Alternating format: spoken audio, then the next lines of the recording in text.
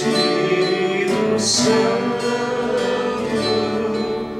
vem transforma meu ser, dá-me tua paz, a luz do teu bem, é o que eu te peço, amém.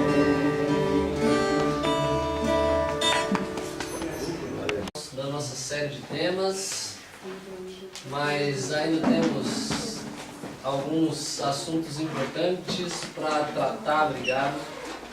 E eu quero começar o estudo dessa noite fazendo uma perguntinha para você. Qual foi o melhor dia da sua vida? Alguém gostaria de compartilhar essa experiência? Alguém se lembra e sabe dizer assim, fácil, qual é a primeira boa recordação? Qual é o dia que mais marcou a tua vida até aqui, Lisete? O dia que eu casei com meu marido.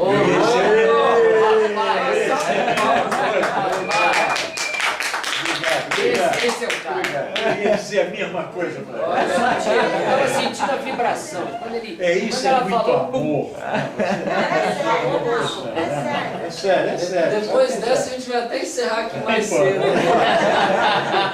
eu acho que é o mínimo. É o mínimo. Tem jantar especial lá hoje. Eu também acho. Não conseguimos ficar um minuto longe um do outro. Olha. 40 e poucos anos assim não Ô, tem. Rosa, hoje não dá pra juntar mais ninguém aqui. Qualquer tentativa de botar todo mundo vai atrapalhar. Porque hoje merece um jantar à luz de velas, merece alto padrão. Mais alguém gostaria de contribuir aqui com aquele que foi pra você o melhor dia, Isaac? Um dia que eu fui a Marte, já que é pra mentir. Tá vendo? Por isso ele é o meu malvado favorito. Por isso que ele é meu malvado Pra favorito. mentir, aumentar. Não, mas não é verdade. Sou apaixonado mesmo, eu sou prova disso. Nossa, nunca Tá vendo? É um jantar malvado 3, favorito. você. Jantar vai ser 3. A Rosa quer jantar também.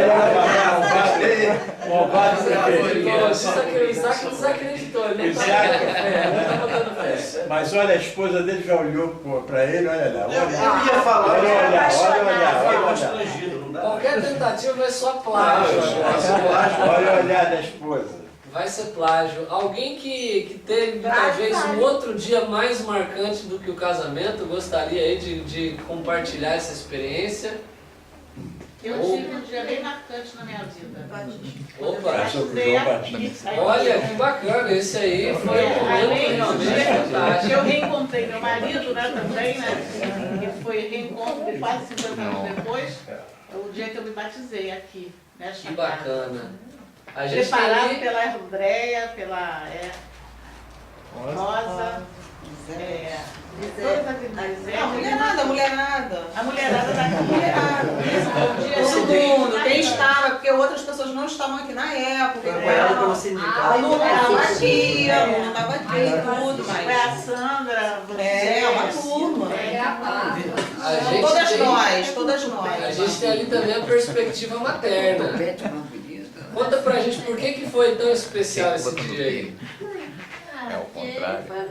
Foi esperado, né? Foi desejado. Foi desejado. Você lembra bem ou a anestesia estava deixando você assim? Eu lembro de tudo. Foi bem tranquilo o parto. Quase tudo. Foi bem tranquilo o parto, foi marcado, foi cesárea. Eu marquei o dia, a hora, foi tudo. Foi Tudo tranquilo, né? Tudo como previsto. Show de bola. Já pararam pra ver que normalmente os dias que mais marcam a gente não tem a ver com coisas, tem a ver com pessoas? Tem a ver com acontecimentos assim que de fato levam a gente a uma outra perspectiva. A gente teve a oportunidade de ver aí que o casamento ele marca muito a gente, o nascimento ele marca muito a gente, o novo nascimento também fica na memória da gente. Esses de fato são dias que talvez se eu pudesse dar a minha opinião, possivelmente também estaria dentro dessa perspectiva. Pastor, eu acho que assim, não só o casamento, mas assim, pra mim, foi o dia que eu conheci meu marido. Porque se ele era um amigo da minha mãe, ele foi em casa, mas esse já deu uma revolta aqui por dentro, assim, eu falei, gente, o que é isso? O que está acontecendo Meu comigo? avô, ele tinha tem uma expressão para sintetizar tudo isso, que ele fala que é a chave para saber se o relacionamento vai dar certo ou não. Ele fala que tem que dar o tchan. Falou, se deu o tchan, beleza. Se não deu, parte para outra. Interessante que tudo que foi falado desse sentimento está relacionado com o amor. O amor. É verdade. Hein? Coisa, Tudo com né? amor. Tudo é, É, o amor isso é predomina a palavra, mas o sentimento é o amor, né? Mas hoje eu quero comentar de um outro dia. Um que a gente ainda não conseguiu presenciar. Mas que eu não tenho medo e nem dúvida de dizer que vai conseguir superar qualquer casamento, que vai conseguir superar qualquer nascimento ou novo nascimento, que vai conseguir superar qualquer outra perspectiva de um melhor dia que a gente tenha imaginado. Eu quero falar sobre aquele que vai ser de fato o melhor dia da história, que é o dia em que Cristo despontar nas nuvens do céu. Hoje a gente vai tentar entender. Quem estava aqui semana passada com o Serginho conseguiu perceber que nós estamos vivendo as vésperas desse dia. Serginho comentou semana passada sobre os sinais. Sobre os sinais que antecedem o dia da volta de Jesus.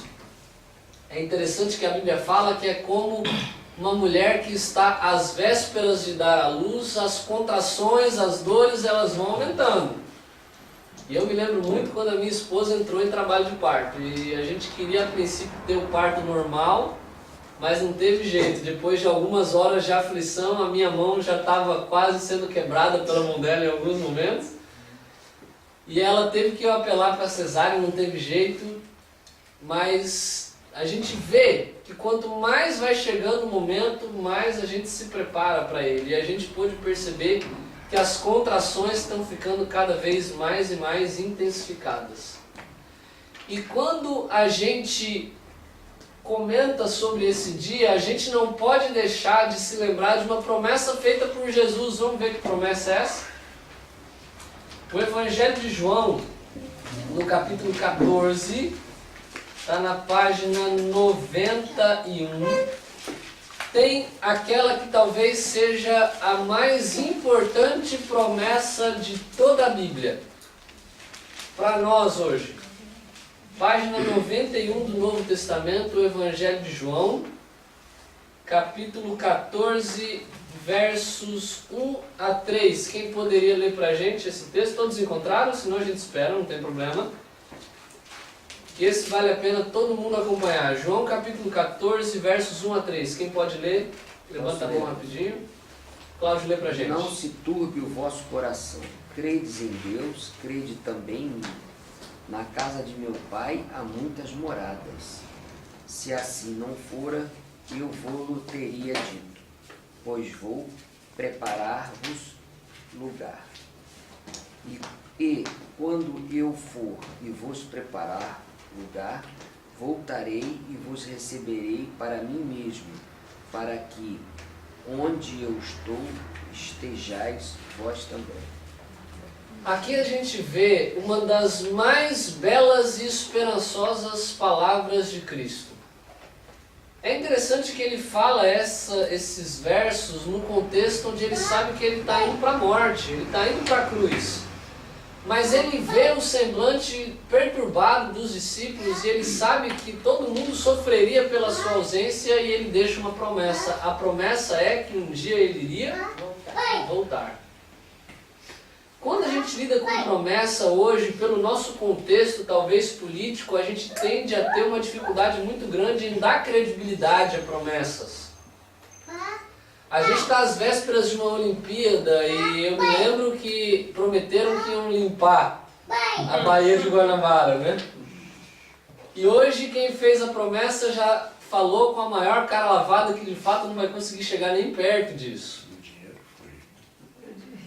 E o dinheiro foi. Mas isso faz parte. A gente está com uma grande dificuldade em ter credibilidade a promessas, porque a gente está cansado de ser iludido com promessas. Mas é interessante que Cristo ele deixa uma promessa e tem muita gente que não leva mais a sério a promessa porque ela foi feita muito antes do que qualquer promessa de campanha que a gente já presenciou. Cristo ele fala, eu vou, mas eu volto. E eu acho interessante que tem um verso na Bíblia que por mais que a Bíblia fale que Deus tem poder para tudo, tem algo que ele não pode fazer. A Bíblia diz que Deus ele não pode mentir. Não é porque Deus ele não tem a capacidade intelectual que eu e você temos de inventar uma mentira. Deus não pode mentir porque a sua natureza é avessa à mentira. Deus, ele por natureza é verdade. E a mentira não faz parte dele. Então se Cristo, que é o caminho, a verdade e a vida, prometeu, é porque ele vai cumprir. E a promessa que a gente tem como cristãos é que a nossa expectativa de vida não é simplesmente viver uma boa vida aqui e agora. O Evangelho ele é, acima de tudo, uma promessa de vida eterna, baseados na certeza de que um dia Cristo vai voltar. Cristo ele faz uma promessa e ele fala, eu vou, mas eu volto. E quando a gente analisa os sinais, a gente percebe que está muito perto dessa promessa se concretizar.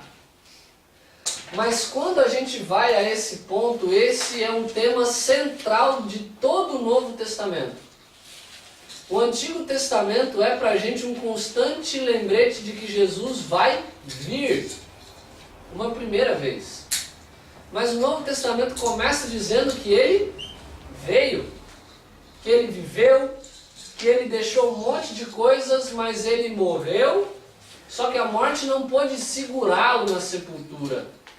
E o Novo Testamento deixa, em sua grande maioria, um lembrete para os seus leitores de que aquele Cristo que morreu, ressurgiu e em breve vai voltar. Para você ter uma ideia, quando um assunto é muito importante na Bíblia, a Bíblia repete esse assunto muitas vezes. Quando algo é importante para Deus, ele não deixa um ponto isolado, ele vai repetir. A volta de Jesus é tão importante, que 1 em cada 5 versos do Novo Testamento está relacionado à volta de Jesus. Sobre o que vai acontecer antes, o durante e o depois dela. Ou seja, essa é a esperança na qual os apóstolos deram a sua vida para pregar. Todo o Novo Testamento é a centralização da mensagem de que Jesus vai voltar. Agora, a pergunta que a gente vai responder hoje é: como vai ser esse dia? Porque a Bíblia apresenta, por incrível que pareça, uma verdadeira e uma falsa volta de Jesus. E a gente precisa distinguir entre o falso e o verdadeiro. Olha que interessante, vamos ler esse texto em 2 Tessalonicenses, capítulo 2, verso 9. Está na página 170, página 170. 2 Tessalonicenses, capítulo 2, verso 9, página 170 do Novo Testamento. Quem pode ler esse verso para a gente? Página 170, capítulo 2, verso 9 da segunda epístola de Paulo aos Tessalonicenses. Quem pode ler? Ora, o aparecimento do inimigo é segundo a eficácia de Satanás, com todo o poder e sinais prodígios da mentira. Olha o que a Bíblia está dizendo para a gente, é uma coisa muito séria, e a gente precisa levar isso em consideração de forma muito importante. Se a gente for até o Evangelho de Mateus, no capítulo 24, você vai perceber que Cristo também fala sobre isso quando ele diz o seguinte: surgirão falsos profetas e falsos cristos. Em outro verso ele fala: muitas pessoas vão dizer, eis o Cristo, ele está em tal lugar, ele está em tal momento, ele está voltando. Jesus está aparecendo, vocês querem ler esses versos também? Mateus capítulo 24, versos 23 e verso 26. Quem pode ler para a gente? Está na página 24 do Novo Testamento. Então, pode ler? Pode ler. Pode ler. Então, se alguém vos disser, eis aqui o Cristo, ou ei-lo ali, não acrediteis. Verso 26. Portanto, se vos disserem, eis que ele está no deserto, não saiais, ou ei-lo no interior da casa, não acrediteis. Jesus está dizendo que Satanás ele sempre tenta falsificar a obra de Deus. E é interessante quando a gente analisa essa declaração de Jesus com todo o contexto do Apocalipse, por exemplo, você percebe que tudo o que Deus faz, principalmente nesse contexto do tempo do fim, Satanás ele tenta de alguma maneira falsificar. Deus ele levanta verdadeiros profetas, Satanás ele levanta falsos profetas. Deus, no contexto do Apocalipse, ele deixa uma mensagem para ser pregada, as chamadas 3 mensagens angélicas. Satanás ele tenta falsificar essa mensagem a ser pregada. A Bíblia fala que Cristo vai voltar. Satanás também, numa última tentativa de enganar pessoas, ele também tenta falsificar a própria volta de Jesus. A Bíblia diz que muita gente em um determinado momento vai dizer, olha, tá lá, Cristo está voltando. Paulo fala, e ele usa uma expressão que é muito característica para descrever, quando ele fala o aparecimento, ou a vinda do iníquo. A palavra que ele usa ali é a palavra grega parousia, que é a palavra que é utilizada para descrever a volta de Jesus. Ou seja, ele está dizendo o seguinte, o aparecimento ou a vinda do iníquo é segundo a eficácia ou o poder de Satanás, que vai tentar enganar pessoas com poder, com sinais e prodígios. Ou seja, Satanás ele vai tentar em algum momento falsificar a volta de Jesus. E não vai ser uma cópia ou uma falsificação escancaradamente falsa, como essa que a gente está vendo aqui. Nike, né? A falsificação da volta de Jesus vai ser com muito poder, vai ser com toda a pirotecnia, vai ser com tudo o que tem direito. E Cristo diz que, se possível, ele enganaria os próprios eleitos. Se haverá uma falsa, é porque haverá uma verdadeira. Vocês estão vendo aqui uma nota de R$3. Essa nota ela é falsa ou ela é original? Ela é original. Porque não existe nota de R$3. Então, se eu tenho uma nota de R$3, essa nota é original. Não quer dizer que ela tem valor. Ninguém falsifica uma nota de R$3, porque ela não tem valor algum. Mas eu posso falsificar uma nota verdadeira. Eu posso falsificar uma nota de 20, eu posso falsificar uma nota de 100, uma nota de 50. Aliás, esses dias eu assisti uma reportagem que tem gente ganhando dinheiro com isso. O cara coloca lá para você comprar uma quantidade em notas falsas.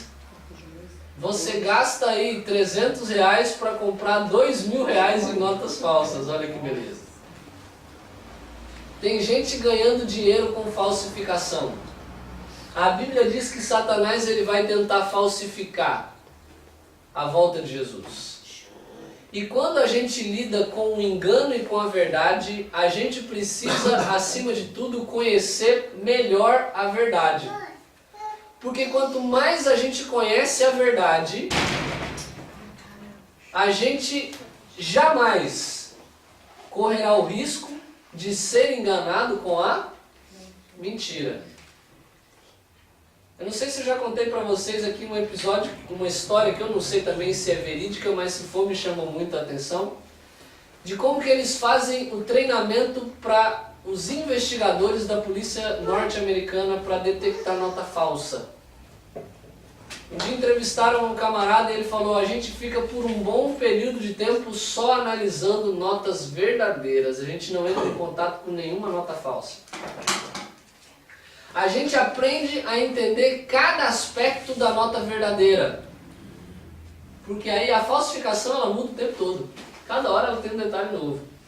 Mas se eu sei discernir o verdadeiro, se eu conheço todos os detalhes do verdadeiro, quando eu estiver em contato com uma nota falsa, vai ser fácil diferenciar o erro. Hoje a gente não vai perder tempo analisando a falsa volta de Jesus, a gente vai ver o que a Bíblia diz sobre a verdadeira volta de Jesus. Sobre como vai ser esse evento, porque se a gente conhecer o verdadeiro, jamais seremos enganados por aquilo que é falso. E a primeira característica que a Bíblia diz para nós sobre a verdadeira volta de Jesus é que a volta de Jesus vai ser um evento surpresa. Quem pode ler para a gente Mateus 24, verso 36? Mateus 24, verso 36, está na página 24 também. Mas a respeito daquele dia e hora ninguém sabe, nem os anjos dos céus, nem o Filho, senão o Pai. A Bíblia está dizendo que Jesus ele não falou o dia de sua volta. Muita gente já tentou marcar o dia da volta de Jesus. Mas nós não sabemos o dia e a hora. A Bíblia fala que Jesus virá como um ladrão. Porque o ladrão não chega para você e fala o seguinte: olha, na quinta-feira, às 9 horas, quando você estiver saindo do casarão ali, eu vou o abordar. Então, por favor, esteja abarrotado de bons e valiosos pertences pessoais, para que a minha empreitada não seja uma perda de tempo. O ladrão ele não fala o dia e a hora. Quando a Bíblia diz que Jesus virá como um ladrão, está se referindo ao fato de que ele não diz o dia e a hora, porque se ele tivesse dito o dia que ele voltaria, as pessoas não o esperariam pelo motivo correto. As pessoas iriam viver a sua vida como bem entendessem, e faltando ali 1 minuto para aquele evento acontecer, numa atitude completamente hipócrita, eles iriam pedir perdão para Deus. E muitos se perderiam, né, pelo fato de, não vai voltar na minha geração, né? Então, eu não preciso me preparar para esse encontro. Ou talvez ele tentaria levar o máximo possível e tentaria, no leito de morte, pedir perdão para Deus, mas viveria também uma vida dissoluta. A Bíblia diz que nós não sabemos o dia e a hora da volta de Jesus. O que na prática isso deve significar para a gente? Você tem que estar sempre preparado. Que nós precisamos estar sempre preparados. Jesus pode voltar para mim hoje, para qualquer um de nós. E só que tem muita gente que pega esse verso que fala que Jesus virá ou voltará como um ladrão, para ensinar que muitas pessoas vão ser levadas de forma secreta. Você já ouviu falar no tal do arrebatamento secreto? Que vai ter um momento que você vai estar lá, sei lá, dirigindo na linha vermelha, voltando para casa, e se você for salvo ou escolhido, você sumiu. Você foi arrebatado secretamente.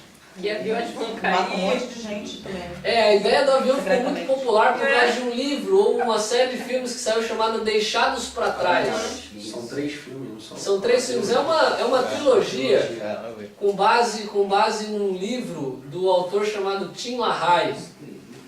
Tim LaHaye, ele tem ótimos livros sobre relacionamentos. Mas quando ele fala de Apocalipse, meu amigo, é uma tragédia atrás da outra. Só que como ele conta em forma de história, isso ganhou muitos adeptos. A ideia do arrebatamento secreto cresceu muito no meio cristão, não tanto no Brasil, mas principalmente nos Estados Unidos. A ideia de que o piloto está lá voando, o filme começa, né, com o piloto voando e o piloto é arrebatado, um monte de passageiros são arrebatados, e a tripulação que não começa a entrar em desespero. A ideia de que Jesus volta de uma forma secreta porque ele volta como um ladrão. Quando a Bíblia fala que Jesus volta como um ladrão, quer dizer do elemento surpresa. Mas não que ele vem de forma furtiva, que entra na tua casa sem você perceber enquanto você está dormindo e vai embora. Jesus, ele é um ladrão, mas ele é um ladrão estrondoso. Ele é um ladrão que anuncia o assalto para todo mundo. Talvez como um ladrão de banco, que entra de surpresa, mas anuncia o assalto para todo mundo ver e ouvir. A Bíblia diz que Jesus voltará como um ladrão sem anunciar o dia e a hora. Mas esse evento, a Bíblia diz que ele vai ser um evento visível e audível. Olha o que ele fala lá em Mateus 24, quem pode ler para a gente o verso 27. Mateus capítulo 24, verso 27. Porque assim como o relâmpago sai do Oriente e se mostra até o Ocidente, assim há de ser a vinda do Filho do Homem. E agora do 30 ao 31. Então aparecerá no céu o sinal do Filho do Homem. Todos os povos da terra se lamentarão e verão o Filho do Homem vindo sobre as nuvens do céu com poder e muita glória. E ele enviará os seus anjos com grande clamor, clamor de trombeta, os quais reunirão os seus escolhidos dos quatro ventos, de uma a outra extremidade do céu. A Bíblia está dizendo que a volta de Jesus vai ser um evento completamente visível, que assim como numa noite escura, um relâmpago que estoura no céu, é percebido por todos. Barulhento. É barulhento. A volta de Jesus vai ser um evento completamente visível e audível. A Bíblia diz que esse evento também vai ser visível e perceptível de forma global. Todas as pessoas vão ver na mesma hora? Possivelmente. Quem estiver dormindo... Como isso vai suceder, a gente não tem plena consciência, mas Apocalipse 1, verso 7 diz que ele vem com as nuvens e todo o olho o verá. Possivelmente até os cegos vão recobrar a visão só para ver esse acontecimento. A Bíblia diz, e eu quero que você comece a imaginar essa cena, que haverá um momento que as nuvens vão se abrir. Que uma nuvem que começa do tamanho da nuvem, da palma da mão de um homem, começa a crescer e ganhar o céu. E no momento a gente vai começar a ouvir a mais bela música que a gente já pôde ouvir, que não tem nada a ver com esse funk miserável que a gente ouve por aí. É algo muito mais bonito. São os anjos que estão tocando aquela melodia fantástica, são os anjos que estão cantando aquela música bonita. E eles começam a cruzar o céu, porque no centro daquela nuvem, todos os olhos começam a ver a figura de Cristo vindo não apenas como um mero bebê numa manjedoura, mas vindo como o Rei do Universo, como o soberano de toda a criação, como o Senhor dos Senhores. A Bíblia diz que todo o olho o verá. Pastor, e os mortos... Ainda não. Ainda não. Tudo bem.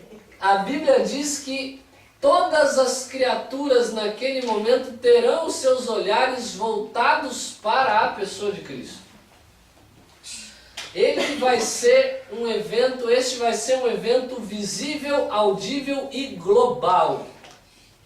Como é que isso vai ser? A gente não tem ideia, mas vai ser um negócio fantástico. A Bíblia diz, e aqui existe uma característica muito importante para a gente entender a volta de Jesus. A Bíblia diz que esse vai ser um evento que vai acontecer no céu. Vamos ler esse texto porque ele já vai fazer parte da tua resposta, tá? Segundo 1 Tessalonicenses capítulo 4.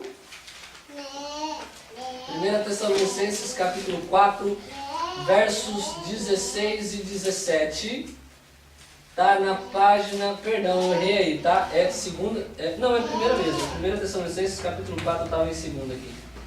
Página 169 do Novo Testamento.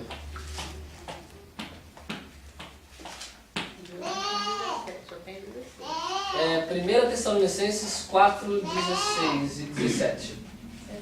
169. A Bíblia está faltando aí, ô Penha? Está no primeiro? 1 Tessalonicenses? Não, peraí, acho que eu vi errado. 1 Tessalonicenses. 1 Tessalonicenses 4, 16 e 17. E então, Não está grudada a página aí não? 169. achei. Página- Tem sim, achou aí? Desculpa, achei. Então já que você achou, lê pra gente, por favor. Porquanto o Senhor mesmo, dada a sua palavra de ordem, ouvida a voz do arcanjo e ressoada a trombeta de Deus, descerá dos céus, e os mortos em Cristo ressuscitarão primeiro. Depois, nós, os vivos, os que ficarmos, seremos arrebatados juntamente com eles, entre nuvens, para o encontro do Senhor nos ares. E assim estaremos para sempre com o Senhor. Percebem a importância, e aqui a gente já começa a responder a pergunta da Rosa. A Bíblia diz que quando Cristo despontar nas nuvens dos céus, Ele próprio, porque Ele é o único arcanjo que existe. Ele é Miguel, o arcanjo. A palavra arcanjo significa o chefe de todos os anjos e é o próprio Cristo. A Bíblia diz que tocada a trombeta e ouvida a voz do arcanjo, o próprio Cristo dará a sua ordem e aqueles que morreram esperando se encontrar com Jesus farão parte nesse momento do que a Bíblia chama de a primeira ressurreição. Por que é Cristo o arcanjo? Porque Cristo é o doador e a fonte da vida. É Ele quem tem o poder para chamar os mortos à vida. Vão sair de onde? Hã? Vão sair de onde? E eles sairão das suas sepulturas. E a Bíblia diz, o apóstolo Paulo em 1 Coríntios capítulo 15, ele complementa isso de uma forma um pouco mais detalhada. Ele fala que quando a ordem for dada, os mortos eles ressurgirão incorruptíveis.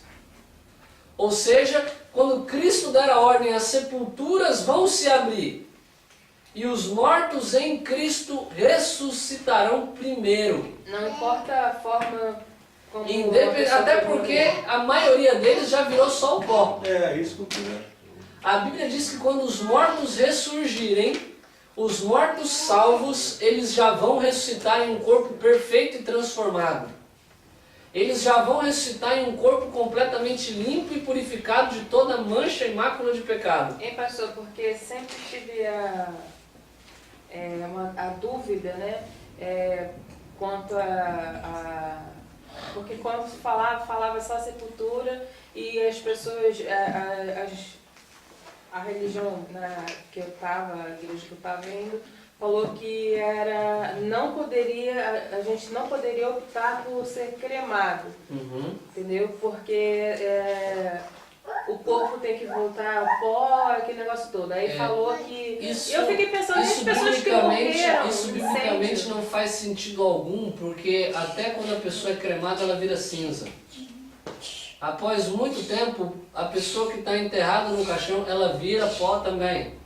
Ou seja, a matéria-prima do ser humano é pó, e independentemente da forma, ele vai virar pó. Existem outras pessoas que a gente não tem nem os restos mortais mais. Mas, não tem nada. Tem nada. Tem gente que foi... algo realmente sobrenatural. Teve gente que foi devorada por animais, teve gente que, né? A Bíblia diz que o processo de ressurreição ele é um processo que tem a ver com o poder sobrenatural de Deus. E Deus ele vai reconstruir, assim como ele criou o ser humano do nada, ele vai transformar novamente aquele ser humano agora em um corpo perfeito. Dos santos, né? Dos santos, dos salvos, daqueles que morreram esperando Jesus. E a Bíblia diz que Cristo ele dará a ordem e os mortos ressurgirão, eles sairão de suas sepulturas. Mas os mortos não vão ver a nuvenzinha miudinha aumentando. Não, eles já vão ver, mas eles vão ver a cena no auge. Já, né? Jesus já... Pois é, mas eu Quando queria Cristo, ver, se Deus quiser, vai dar. Ele volte logo, então. A Bíblia, lógico que esse momento vai ser fantástico, porque Cristo vai dar as ordens e o anjo de cada um desses seres humanos vai chamar essa pessoa para fora, para subir e encontrar-se com Cristo nos ares. E a Bíblia fala que aqueles que por ocasião de sua vinda estiverem vivos, eles serão transformados num abrir e fechar de olhos. Enquanto percebe como tudo vai ser parte de um evento sobrenatural, Enquanto os mortos já vão ressurgir perfeitos, os salvos eles vão ser transformados no abrir e fechar de olhos. Essa carcaça cheia de problema e defeito que a gente tem, vai ser transformado em um corpo novo. Paulo fala que aquilo que é mortal vai se revestir da imortalidade, aquilo que é corruptível vai se revestir da incorruptibilidade. Num abrir e fechar de olhos seremos transformados. Tem gente que acha que vai ter que dar uma piscada um pouco mais extensa, né? Porque o negócio já está mais estragado. Mas a Bíblia fala que nós seremos transformados, e aqui ela dá um ponto que ajuda a gente a separar a verdadeira da falsa volta de Cristo. A Bíblia fala que não haverá arrebatamento secreto. Quando a palavra arrebatamento aparece na Bíblia, tem a ver com esse contexto, e é um arrebatamento que está todo mundo vendo. Não é nada secreto. E a Bíblia diz que por ocasião de sua vinda, Cristo não pisará nessa terra. Nós iremos ao seu encontro até as nuvens do céu. A verdadeira volta de Jesus é um fenômeno, é um evento que acontecerá no céu. Nós iremos ao encontro dele, porque Cristo não pisará de novo nessa terra enquanto essa não estiver completamente limpa e purificada de toda mancha de pecado. A verdadeira volta de Jesus, e isso Satanás não vai conseguir falsificar. Ele pode até usar a internet, a televisão para dar desculpa de que todo mundo está vendo. A gente vai ter uma abertura de Olimpíadas aí que 2 bilhões de pessoas vão acompanhar. Teoricamente, muita gente pode dar essa desculpa para dizer que está todo mundo vendo.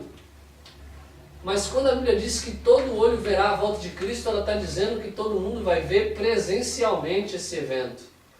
E que Cristo não pisará nessa terra. Nós iremos ao encontro dele nas nuvens dos céus.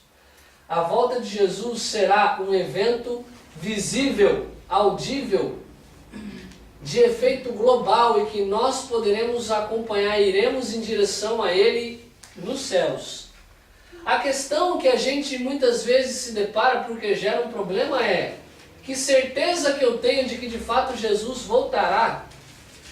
Olha o que Paulo fala na carta aos Hebreus, está na página 184. Hebreus capítulo 10, verso 37. Eu acho esse uma das palavras mais bonitas da Bíblia. Hebreus capítulo 10, verso 37, o que diz a sua Bíblia aí? Quem pode ler pra gente? Que ainda dentro de pouco tempo, aquele que vem virá e não tardará. A Bíblia está dizendo para nós que dentro de pouco tempo aquele que há de vir virá e não tardará, mas a gente olhando da perspectiva histórica, já se passaram 2000 anos de que isso foi prometido. A gente costuma dizer o seguinte, que essa promessa possivelmente é falha porque já passou muito tempo e muita gente de fato já levou ela em descrédito. A Bíblia fala que dentro em breve aquele que há de vir virá e não tardará. Mas será que Jesus de fato vai voltar mesmo? Será que é dentro em breve mesmo? Eu já tenho 27 anos e há 27 anos acredito que Jesus vai voltar e não voltou. Meu pai é pastor também. Já vai fazer esse ano 68 anos pregando que Jesus vai voltar e Jesus ainda não voltou. Eu já sou parte de uma terceira geração de pessoas que esperavam a volta de Jesus. Meu avô esse ano vai fazer 96. 96 anos quase pregando que Jesus vai voltar. E Jesus ainda não voltou. Como é que eu posso ter tanta certeza de que de fato esse evento vai ser um evento real como isso que a Bíblia está dizendo? Sendo que passa tanto tempo, passam-se gerações de pessoas e a Bíblia, nós não vemos na Bíblia um cumprimento específico. Porque pensa bem, quando a gente analisa os sinais, já existe guerra há muito tempo, Já existe fome há muito tempo, já existe engano espiritual há muito tempo, já existem catástrofes há muito tempo e já existe pregação do Evangelho há muito tempo. Mas nós somos tentados a levar e achar que de fato talvez Cristo se esqueceu da gente no meio do caminho. Já ouvi algumas pessoas dizendo o seguinte: talvez ele tenha olhado para cá e percebido que acho que as pessoas não estão querendo mais. Mas é interessante que dentro da perspectiva divina, a ótica é completamente oposta. Eu quero ler esse último texto da noite, que é uma das palavras da Bíblia que mais me apresentam conforto e esperança. Está na página 195 do Novo Testamento. É interessante que o apóstolo Pedro, escrevendo pouco menos de 30 anos depois de que Cristo havia feito a promessa, e tão pouco tempo depois as pessoas já haviam levado as palavras de Cristo a um descrédito. E Pedro, falando para uma geração que já começava a duvidar da volta de Cristo, ele fala o seguinte, página 195, verso 9 do capítulo 3: não retarda o Senhor a sua promessa, como alguns a julgam demorada. Pelo contrário, Ele é longânimo para convosco, não querendo que nenhum pereça, senão que todos cheguem ao arrependimento. Quando eu leio esse verso, eu percebo que na verdade não sou eu que espero Jesus, é Ele que me espera. O máximo de tempo que algum ser humano pode esperar de Jesus é a vida que ele tem para viver. Eu só espero Jesus há 27 anos. Se eu morrer com 80 e Jesus não tiver voltado, eu só esperei Jesus 80 anos. O único que espera há 2000 anos, na verdade, é o próprio Cristo. E a Bíblia está dizendo que nós precisamos esperá-lo, porque Ele constantemente nos espera. A Bíblia diz que Jesus não voltou ainda, não é porque Ele não quer, é porque Ele sabe que se Ele esperar mais pessoas poderão se salvar. E é isso que eu quero perguntar nessa noite. Será que talvez Jesus ainda não voltou porque Ele está esperando algum de nós aqui? Será que Ele não está esperando talvez um ente querido nosso, que a gente tem a oportunidade de levar o Evangelho e ainda não está levando, e Ele está dizendo: filho, você precisa contar a boa notícia. A gente está esperando a volta de Jesus, mas tem gente que ainda não sabe nem que Ele veio uma primeira vez. A Bíblia diz que em última instância não somos nós que esperamos Jesus, mas é Ele que nos espera. E Ele nos espera com paciência porque Ele sabe que a gente é vacilão. Ele sabe que a gente é pecador. Ele sabe que a gente vez ou outra está pisando na bola e está se esquecendo dele. E é por isso que mais uma vez a gente não pode terminar essa noite sem fazer um lembrete e um convite de que nós precisamos aceitar o convite de Cristo e se arrepender, para que Ele espere mais uma vez a gente estar pronto para o dia do encontro com Ele. Eu trabalho em escola, né? E eu sempre estava me perguntando o que eu estava fazendo ali. Qual é o meu objetivo ali? Como que eu ia falar de Jesus para alguém naquele local? E um dia, uma dos adolescentes, né, uma menina, chegou para mim e, conversando comigo, eu tive a oportunidade de falar de Jesus para ela, um Jesus que ela nunca tinha ouvido falar. Uma garota com 12 anos, 12 para 13 anos, nunca ouviu falar de Jesus porque a família toda é ateísta, né? Não acredita em Deus. Então, eu contei a história de Jesus para ela e ela falou assim: eu quero saber mais sobre isso. Então, assim, se todos esses anos que eu trabalhei na prefeitura, né, não serviram de nada, aquele dia foi o dia que serviu para muita coisa para mim. A volta de Cristo, ela se torna cada vez mais e mais viva quando a gente partilha isso com outras pessoas. Você está numa casa de pessoas que são adventistas do sétimo dia. Eu não sei se você já parou para pensar o que significa esse nome estranho. Não é um nome comum, a palavra adventista. A palavra adventista vem de advento. Significa aquele que aguarda o advento. Você está entre amigos nessa noite de pessoas que esperam o advento. Você espera a volta de Jesus também? Se você espera um dia Jesus voltar, você também é um adventista. Porque essa é a nossa esperança. A gente acredita que um dia Jesus vai voltar. E esse vai ser o maior e melhor dia da história. A gente acredita que quando esse dia chegar, vai ser fantástico, porque a gente vai poder ser levado pelo nosso anjo num corpo perfeito e transformado até os pés de Jesus e vai poder agradecer por Ele por tudo aquilo que a gente fez, porque tudo aquilo que Ele fez por nós. A Bíblia diz que esse dia está chegando e dentro em breve aquele que há de vir virá e não tardará. Quanto mais a gente estuda as profecias, quanto mais a gente estuda a palavra de Deus, mais a gente percebe que dentro em breve aquele que há de vir virá e não tardará. E a pergunta que eu preciso fazer é: será que eu estou pronto para esse dia, quando ele chegar? Ou será que Jesus, de forma ainda muito misericordiosa, Ele está ainda me esperando? Se eu estou pronto, será que não tem alguém que eu conheça que não está? E que eu preciso partilhar essa boa notícia da volta de Jesus para que Cristo haja de forma misericordiosa e amorosa e espere também por essa pessoa? Como cristãos não estamos aqui por acaso.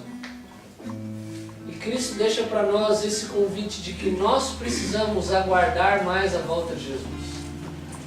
Nós precisamos viver como se Cristo fosse voltar. Nós precisamos estar prontos para que, se necessário, Ele voltasse amanhã e a gente fosse junto com Ele. Que você escolha esperar esse dia. Que, como Pedro fala, a gente não apenas espere, mas a gente apresse esse dia também. Que a gente use a nossa influência, a nossa amizade para dizer que Jesus espera esses entes queridos que talvez não estão nos esperando.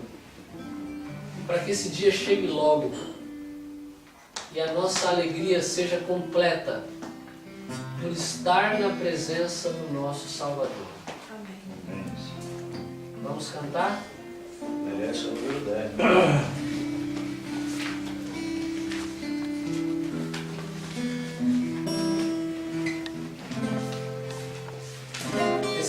Fantástico, ele é da perspectiva de Deus. Ele não se esquece jamais da gente, que por isso a gente não deve jamais se esquecer dele também. Se as ondas dessa vida destruírem tua fé e fizerem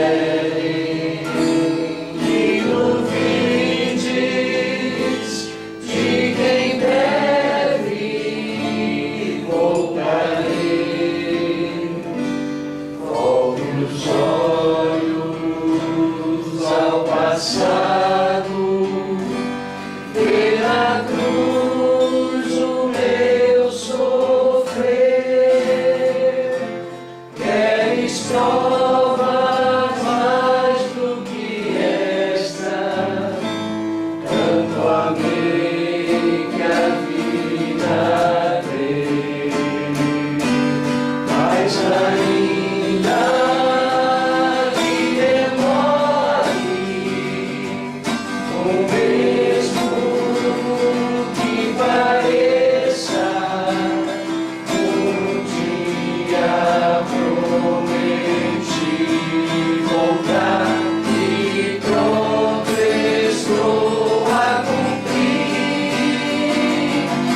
ainda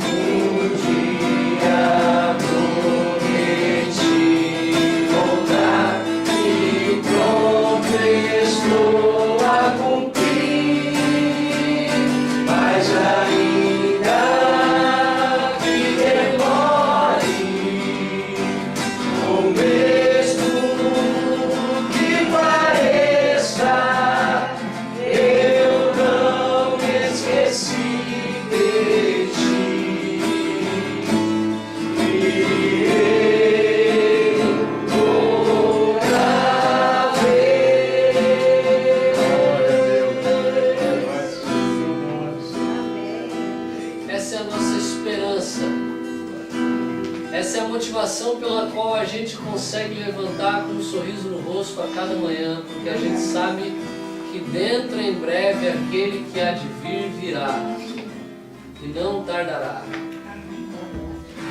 Você se apegue a essa promessa desse Deus que não pode mentir, tendo a certeza de que muito em breve Ele vai voltar.